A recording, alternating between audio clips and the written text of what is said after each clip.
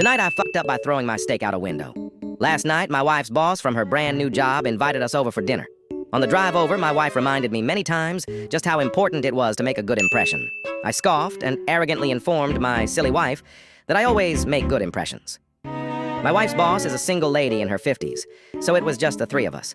We chit-chatted over drinks and salads and seemed to really be hitting it off. She laughed at my well-timed, perfectly appropriate jokes, and my wife seemed pleased. Soon, she brought out the main course, a nice big juicy steak for each of us. As I began to cut into my steak, I was disappointed to discover how undercooked this steak was. Now, I've had my fair share of rare steak. I prefer medium, but I can handle rare. This was several minutes on a hot grill short of rare. I probably could have revived the cow had I tried. Instead, I sat there fidgeting, with my knife and fork, worrying about how I was going to get away with not eating this steak. Claim veganism? No, I'd already lost my great enthusiasm upon seeing the steak.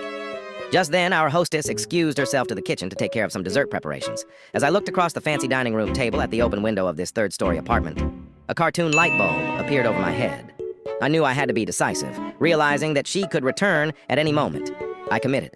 I grabbed the steak with my hand, gently shook off the juice, and executed a perfect throw right through the center of the open window. Here's the big-time F.U. The window wasn't open. It was the cleanest freaking window you've ever seen in your life. That is, until my mostly raw slab of steak slammed up against it and slowly slid down, leaving a trail of bloody juice in its wake. My wife, whose steak was a nice medium rare and was unaware of my predicament, turned, jaw dropped, and stared at me like I was an alien from another planet. This look then slowly morphed into more of a, there is no place on this planet you can ever hide from me. My wife's boss heard the thud of the steak-on-window impact and came quickly. She took in the scene, the steak sitting on the windowsill, the blood trail, my empty plate, and then gave me an inquisitive, puzzled look. I just didn't know what to say. It felt like a minute of silence, but was probably 3 or 4 seconds. Finally, the best I could manage was, I'm so sorry. I am such a klutz. I don't know. I was just cutting it and it slipped. Just ask my wife, I really am a klutz. Right, honey? No help coming from that direction. I will clean this up.